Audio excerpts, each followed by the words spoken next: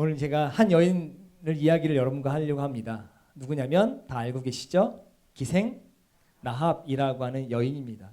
여리고성에 살았습니다. 직업은 기생이에요. 그러다 보니까 술과 음식을 팔기도 하고 또 숙소를 제공하기도 하고 어쩌면 기생, 그러니까 이 몸까지 팔았을 수도 있습니다. 그러면 사람들이 손가락질하는 그 여인의 삶을 살았다, 이렇게 이야기할 수 있을 것 같습니다. 근데 성경에 이 여인이 등장하는데 굉장히 나쁘게 등장하거나 그런 게 아니라 믿음의 장, 히브리서 11장에 보면 이 여인이 믿음의 전당에 이름이 당당히 올라가 있습니다. 그리고 마태복음 1장이 예수님의 족보에도 이름이 올라가 있습니다. 도대체 라합, 그 앞에 기생이라고 하는 것이 이름 붙였던 이 여인이 어떻게 믿음의 전당에 이름을 올리고 예수님의 족보에 이름이 올라갈 수 있었을까? 오늘 밤 그 이야기를 여러분과 함께 하려고 합니다. 지난주에 여호수아가 요단강을 건너기 사흘 전, 그러니까 자신이 지도자가 되자마자 하나님이 명령을 하십니다. 요단강을 건너가라, 이렇게 이야기합니다. 근데 오늘 이야기는 그 사흘 전에 2명의 정탐꾼을 몰래 성에 들여보냅니다. 근데요, 이 성에 파견하는데 2명의 정탐꾼을 성에 파견하는데 성경에 하나님이 보내라 라고 하는 명령이 없습니다. 그러니까 이 작업은 누가 했냐면 여호수아가 결정했을 거라고 많이들 이야기합니다. 여호수아가 궁금했을 겁니다. 야, 내가 전쟁을 해야 하는데 두려움 가운데 있는데 내가 그 땅이 어떤 땅인지 모르니 정탐꾼을 보내서 좀 전략을 짜야 되겠다. 그래서 2명을 갔다 옵니다. 여러분 기억하시죠? 이거 이미 40년 전에 실패했던 전략이에요. 모세가 12명을 정탐꾼을 데려다가 가나안 땅을 보고 왔는데 2명이야 좋은 이야기 했지만 10명이 안 됩니다. 안 됩니다. 우린 저들의 밥밖에 되지 않습니다. 그들에 비하면 우리는 메뚜기밖에 되지 않습니다. 라고 하면서 실패했던 전략을 지금 다시 사용하고 있습니다. 근데 이 전략을 하나님이 세우셨냐? 그게 아니라는 거예요. 여호수아가 자신이 분명 실패했던 전략임에도 불구하고 알았음에도 불구하고 지금 오늘 한 번 더 이 실수를 범합니다. 근데 놀라운 건 이 실수 안에 하나님의 은혜가 담겨져 있다는 겁니다. 실수 가운데에서 하나님이 일하심의 역사가 있다라고 하는 겁니다. 어쨌든 2 정탐꾼이 들어갔습니다. 성에 들어가서 기생 라합의 집에 유숙합니다. 이것도 그들이 의도한 것이 아닙니다. 많은 사람들이 드나드는 집에 들어서 정보를 얻기 위해서 그 기생 집에 들어간 겁니다. 그런데 이미 하나님이 거기에 있었습니다. 하나님이 라합을 선택하고 계셨다라고 하는 거죠. 하나님은 처음부터 라합을 알고 계셨습니다. 여리고 한 구석에서 죄악된 마음을 살면서 이 마음속 깊은 곳에는 하나님을 갈망하고 있던 한 여인을 하나님은 아셨어요. 우리가 종종 이런 생각합니다. 과연 하나님 나를 알고 계실까? 나 이렇게 평범한데 별 볼 일 없는 나를 정말 사용하실까? 실수투성이인 나를 하나님이 정말 나를 사용하실까? 라고 하는 생각들을 하고 있습니다. 근데 보시면 하나님은 이 기생의 집, 기생으로 살고 있는 이 여인을 알고 계셨다라고 하는 겁니다. 아무도 몰랐는데 하나님은 알고 계셨습니다.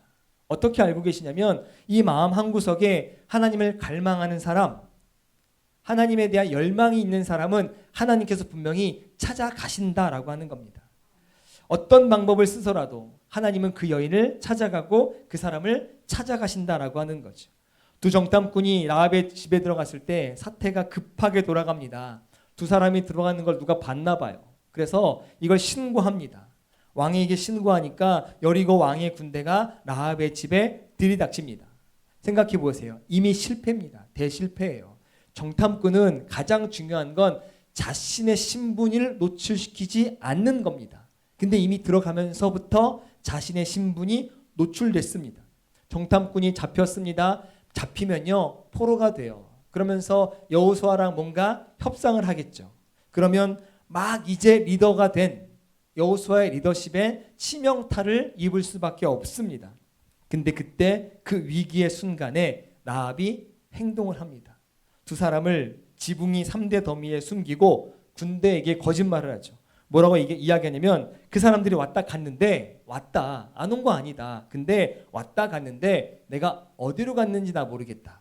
빨리 지금 쫓아가면 잡을 수도 있을지 모르니 빨리 가봐라 라고 하면서 거짓말을 합니다. 군대가 그 라합의 거짓말에 속임수에 그 말을 믿고 나아갑니다. 이 장면을 보면서 저는 이런 생각이 들어요. 여호수아가 정탐꾼을 보낸 것이 실수였을까? 아니면 아니었을까? 어떻게 생각하세요? 어떻게 보면 실수 맞습니다.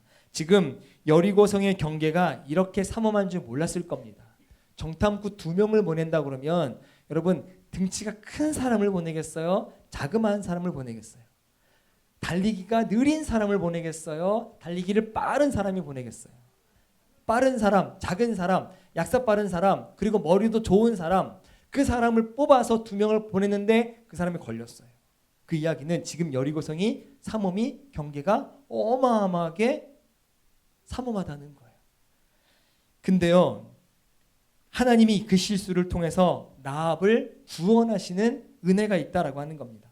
그 실수를 통해서 여리고성의 실제 상황을 파악하셨습니다. 오히려 여리고를 더 잘 알게 되는 사건이 생기기 시작합니다. 우리가 살면서 실수합니다. 사람이니까 실수합니다. 하나님의 뜻을 따라서 열심히 살았음에도 불구하고 일이 꼬이기 시작합니다. 생각지 못한 방향으로 흘러가고 내가 잘못 결정한 건 아닌가라고 하는 염려, 두려움, 걱정 내 안에 들어올 때가 있습니다. 근데 여러분 하나님은요 그 모든 것을 합력하여 선을 이루시는 분인 줄 믿습니다. 여호수아처럼 하나님 말씀을 의지하고 나갔음에도 불구하고 설사 실수를 하더라도 하나님이 그 실수를 책임져 주신다라고 하는 겁니다. 실수를 두려워하느냐 아무것도 하지 않는 것이냐라고 하면 뭐가 더 큰 실수일까요? 실수를 두려워해서 아무것도 하지 않는 것이 더 중요할까요? 한 발 더 나아가서 실수하더라도 내가 뭔가 담대하게 도전하는 것이 중요할까요? 저는 하지 않는 것보다 한 발 하나님을 믿고 신앙의 한 걸음을 내딛는 것이 더 중요하다고 생각합니다. 핵심으로 돌아와서 군대가 떠나갑니다. 그리고 라합이 짐으로 올라가서 2 정탐꾼에게 이렇게 이야기를 꺼냅니다. 오늘 본문 9절부터 11절 말씀인데 라합이 이렇게 이야기합니다. 여호와께서 이 땅을 너에게 주신 줄을 내가 안다. 우리가 너희를 심히 두려워하고 있다. 너희가 애굽에서 나올 때 홍해를 가른 일 그리고 요단 동편의 2 왕 시온과 옥을 전멸시킨 일을 우리가 이미 들었다. 이렇게 이야기하면서 11절에 이방인임에도 불구하고 이런 고백을 해요. 너희 하나님 여호와는 위로는 하늘에서도 또 아래로는 땅에서도 하나님이다라고 고백합니다. 얼마나 대단한 고백입니까? 정말 대단한 고백입니다. 여리고 사람들의 모든 소문이 이 사람들이 다 들었을 겁니다. 라합만 들었을까요? 아니에요. 여리고 성에 안에 들어있는 모든 사람들이 그 이야기를 들었을 겁니다. 그 하나님이 지키시는 민족이 지금 여 앞에 가까이 왔다라고 하는 것도 알았을 겁니다. 그리고 그들이 가는 곳곳마다 승리했다라고 하는 것도 알고 있었고요. 홍해가 갈라진 일까지 시간이 지났지만 분명히 알고 있었을 겁니다. 그리고 강력한 왕들이라고 이야기하는 그 왕들도 다 이 백성들이 지나가는 곳마다 다 왕이 무릎 꿇고 전멸하면서 승승장구하고 있는 이스라엘 백성들의 이 발걸음을 여리고성에 있던 사람들이 다 알았을 겁니다. 근데 아무도 돌이키지 않아요. 즉 아무도 신앙으로 돌아오지 않는다라고 하는 겁니다. 왜 그럴까요? 왜 돌아오지 않을까요? 이 정도의 전략이면 이 정도의 하나님의 능력이면 이제 정말 하늘로부터 하나님 땅에서까지도 하나님이구나 라고 하는 고백을 해야 함에도 불구하고 돌아오지 않는다는 겁니다. 신앙을 갖지 않는다는 거예요. 왜 그럴까요? 왜 하나님께 돌아오지 않을까요? 왜냐하면 죄를 버리고 싶지 않은 인간의 특성 때문입니다. 자기 삶에 대한 미련 때문이에요. 내가 이거 버리고 돌아가면 이제는 내가 즐겼던 것, 내가 누렸던 것, 내가 했던 모든 것들을 이제 못하게 되는 그런 미련 때문입니다. 내가 가지고 있는 돈도 버려야 되고 내가 가지고 있는 누리고 있는 수많은 것들을 내려놓고 버리고 포기하고 이제 정말 하나님만 따라가야 되는데 둘을 놓고 이렇게 저울질하다 보니 하나님도 능력이 많은 것 같은데 내가 이것도 포기하지 못하게 되는 거죠. 그러니까 하나님을 믿기보다는 눈앞에 보여지는 내 물질들, 내 것들, 내 자존심, 내 삶의 모든 것들을 다 선택하게 되어져 있다라고 하는 겁니다. 근데 라합은요, 소문을 듣고 완전히 다른 사람이 돼요. 뭐라고 이야기하냐면 이 죄악된 여리고와 함께 멸망하고 싶지 않은 마음을 이 라합이 갖게 됩니다.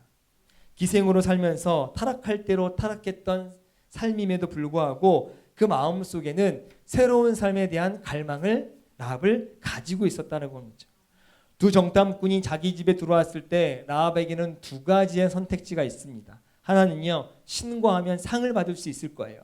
신고하는 겁니다. 몰래 숨겨주고 신고해요. 또 하나는요, 숨겨주고 목숨을 거는 겁니다.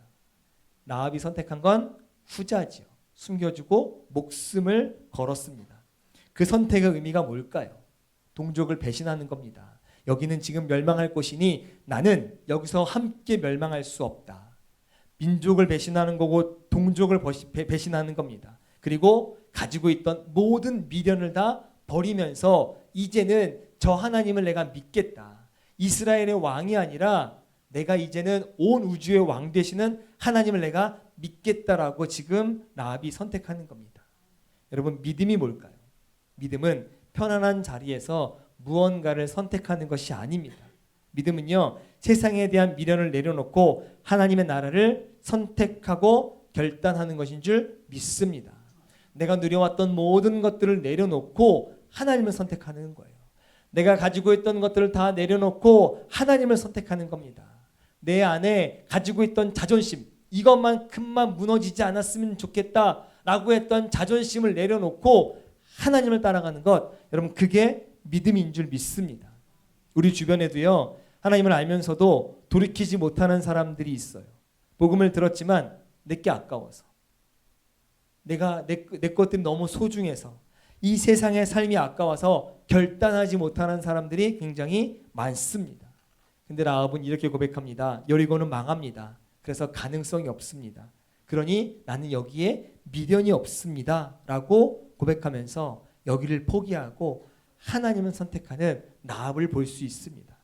여러분, 이 세상은 우리를 행복하게 해줄 것처럼 약속하지만 결국 어때요? 배반하고 속입니다. 라합이 여리고를 버렸듯이 우리도 이 세상에 대한 미련을 내려놓으시기를 주님의 이름으로 간절히 축원합니다.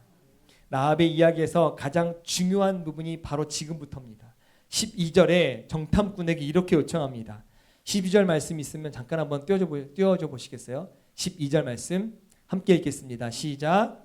그러므로 이제 청하노니 내가 너를 선대하였은즉 너희도 내 아버지의 집을 선대하도록 여호와로 내게 맹세하고 내게 징표를 내라. 이렇게 이야기합니다. 여기 중요한 단어가 하나 있는데요. 선대하다라고 하는 겁니다. 선대하다라고 하는 것은 히브리어로 헤세드입니다. 많이 들어보셨죠? 헤세드, 인애 또는 사랑. 이건 의지적 사랑입니다.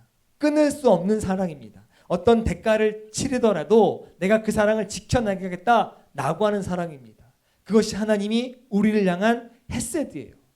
하나님이 하나밖에 없는 예수 그리스도를 이 땅 가운데 주시면서 사람들의 손에 내어주시면서까지도 내가 내 백성을 포기하지 않겠다라고 하는 사랑, 그것이 헤세드입니다. 여기 그 말을 쓰는 거예요. 선대하다라고 하는 건 너희가 나를 우리 내 아버지의 집을 선대해 주십시오 라고 하는 건 어떤 대가를 치르더라도 나를 좀 지켜주십시오 라고 하는 마음이 담겨 있는 겁니다. 라합이 먼저 헤세드를 베풀었어요. 왜냐하면 자신이 목숨 걸고 지금 두 정탐꾼을 숨겨줬잖아요. 거짓말했잖아요. 들키면요, 이 정도면 거의 사형감입니다. 그럼에도 불구하고 라합이 헤세드, 즉 내 목숨을 걸고 정탐꾼 2명을 지켜준 건 두 사람의 목숨을 지켜준 게 아니에요. 여호수아를 지킨 거고 이스라엘 백성을 지켜준 거고, 그 지켜준 믿음의 근거에는 하나님에 대한 온전한 믿음이 있었기 때문에 이렇게 할 수 있었습니다. 먼저 라합이 헤세드를 두 정탐꾼과 여호수아와 이스라엘 백성들에게 베푼 거죠. 얼마나 담대합니까? 기생 출신의 여인 적국이 정탐꾼에게 자기 가족의 전체 구원을 요청하고 있습니다. 자기 사촌도 아니에요. 가족도 아닙니다. 적국의 정탐꾼이에요. 그 사람들이 들어왔을 때 그냥 아무 말 안 하고 그냥 모든 사람들 다 전멸해도 모릅니다. 기생 라합에 들어가서 죽여도 몰라요. 그럼에도 불구하고 담대함을 갖고 지금 이야기하는 거죠. 그리고 그 요청이 이루어집니다. 두 정탐꾼이 약속합니다. 내가 이 붉은 줄을 창문에 매다면 내 집에 있는 모든 사람을 살려줄 거다라고 하는 겁니다. 여러분, 하나님이 처음부터 이 계획을 하고 계셨다라고 하는 겁니다. 두 정탐꾼을 라합의 집에 보내신 것도, 위기의 상황을 허락하신 것도 모두 라합과 그 가족을 구원하시기 위한 하나님의 섭리였다라고 하는 겁니다. 여러분, 오늘 밤 우리에게 뭐가 필요하냐면 라합의 담대함이 필요한다라고 하는 겁니다. 기도는 하나님의 헤세드를 구하는 겁니다. 끊어질 수 없는 사랑, 끊을 수 없는 인애, 그것을 구하는 것이 기도입니다. 하나님이 먼저 우리를 사랑하셨어요. 독생자 예수 그리스도를 이 땅 가운데 보내주셨습니다. 그리고 십자가에 내어주시면서 모든 대가를 다 치르셨어요. 그러면서 우리를 놓지 않으셨잖아요. 그게 헤세드입니다. 사랑의 근거에서 여러분, 우리 담대하게 구할 수 있습니다. 하나님은 다 하실 수 있어요. 오늘 이 기도하는 순간 라합처럼 여러분 담대하게 구하셨으면 좋겠습니다. 왜냐하면 그분이 이미 모든 대가를 다 치르셨습니다. 우리가 이거 부탁한다고, 아니면 좀 더 큰 거 부탁한다고 너 왜 이렇게 염치가 없니? 라고 말씀하지 않으신다는 거예요. 이미 십자가에서 모든 대가를 다 치르신 하나님이시기 때문에 우리가 무엇을 요구해도 괜찮습니다. 무엇을 간구해도 괜찮고요. 무엇을 불러도 괜찮습니다. 우리 하나님이 다 들어주신다라고 하는 겁니다. 그러나 때와 시간은 하나님이 정하실 거예요. 내 때가 아니라 하나님이 가장 좋은 때, 하나님이 가장 좋은 시간에 우리에게 가장 좋은 것으로 베풀어 주시는 줄 믿습니다. 특별히 우리 가족의 문제를, 구원을 담대하게 구하셨으면 좋겠습니다. 여러분의 문제를 담대하게 하나님 앞에 내려놓으셨으면 좋겠습니다. 하나님, 우리의 요청을 기다리고 계세요. 우리가 해결할 수 없는 모든 문제를 하나님은 지금 기다리고 계십니다. 기도하기를, 간구하기를, 부르짖기를, 그리고 나를 만나달라고 하나님께 부르짖는 그 음성을 하나님이 지금 기다리고 있다라고 하는 겁니다. 라합처럼 담대하셨으면 좋겠습니다. 나를 선대했던 것처럼 내 아버지의 집을 선대하여 주시옵소서. 나를 구하는 게 아니라 어디까지 구해요? 우리 아버지의 집, 우리 가문의 모든 걸 걸고 지금 자신의 목숨을 걸고 우리 아버지의 집을 구원해달라고 이야기하고 있는 겁니다. 그럼 우리 안에 담대함이 있었으면 좋겠어요. 하나님이 끝까지 붙드시고 하나님이 끝까지 기도하셨으면 좋겠습니다. 그러면 하나님께서 분명히 헤세드, 끊어질 수 없는 사랑, 이미 다 모든 대가를 치룬 그 사랑으로 우리에게 놀라운 하나님의 사랑을 베풀어 주실 줄 믿습니다. 라합의 이야기를 통해서 세 가지를 배웁니다. 첫 번째는 하나님은 어느 구석에 있는 당신도 알고 계신다는 겁니다. 숨어 있어도, 또 내가 아무것도 아니라고 스스로 생각해도, 내 인생 너무 초라하다라고 생각해도 하나님은 그렇지 않다. 내가 너를 안다. 내가 너를 듣고 있다. 라고 하는 걸 하나님은 아신다라고 하는 거죠. 두 번째는 하나님은 우리의 실수도 사용하신다라고 하는 겁니다. 분명히 지금 여호수아는 제가 볼 때 실수했어요. 그렇게 쉽게 정탐꾼을 보내는 게 아닐 겁니다. 하나님에게 물었어야 됩니다. 물었다는 이야기도 나오지 않고 하나님이 정탐꾼을 보내라 라고 한 이야기도 나오지 않지만 자기의 생각대로 판단대로 정탐꾼 2명을 보냅니다. 이미 40년 전에 실패했던 전략을 또 씁니다. 근데요, 그 실수 가운데에서 하나님은 일하신다라고 하는 거죠. 그럼 실수를 두려워하지 않으셨으면 좋겠습니다. 특별히 신앙의 실수를 두려워하지 않으셨으면 좋겠습니다. 기도하는 것도 여러분 최선을 다해서 기도하시다가 또 믿음 생활도 하시다가 실수할 수 있습니다. 사람이기 때문에 실수할 수 있습니다. 그러나 하나님께서 그 실수를 분명히 선하게 사용하실 줄 믿습니다. 마지막 세 번째는 믿음은 세상을 버리고 담대하게 누구를 선택하는 걸까요? 하나님을 선택하는 겁니다. 내 안에 있는 것, 내 안에 자존심, 내 주머니에 평안함, 그런 것들 다 내려놓으시고 하나님을 선택하셨으면 좋겠습니다. 세상에 대한 밀어놓고 오직 그리스도 안에 있는 소망을 두고 살아가셨으면 좋겠습니다. 그때 주어지는 선물이 뭘까요? 라합의 집 창문 밖에 내리는 붉은 줄. 그리고 우리가 잘 알고 있지만 다음 주에 이야기 한 번 더 하겠지만 붉은 줄을 통해서 라합의 집에 죽음이 이르지 않습니다. 하나님의 구원이 이르게 됩니다. 우리가 어떻게 신앙생활을 해야 되는지 라합을 통해서 알 수 있을 것 같아요. 오늘 우리가 붉은 줄 바로 누구냐면 예수 그리스도입니다. 그리스도가 내 안에 들어올 때 내가 기도할 수 있고 하나님이 역사하시고 하나님이 일하게 되는 줄 믿습니다. 우리 오늘 담대하게 그 피, 그 예수 그리스도를 붙잡으셨으면 좋겠습니다. 그때 하나님께서 귀하게 또 열심히 또 아까 제가 지난번 말씀드렸지만 매일매일 성실하게 신실하게 일하시는 하나님께서 우리의 기도에 응답하시는 줄 믿습니다.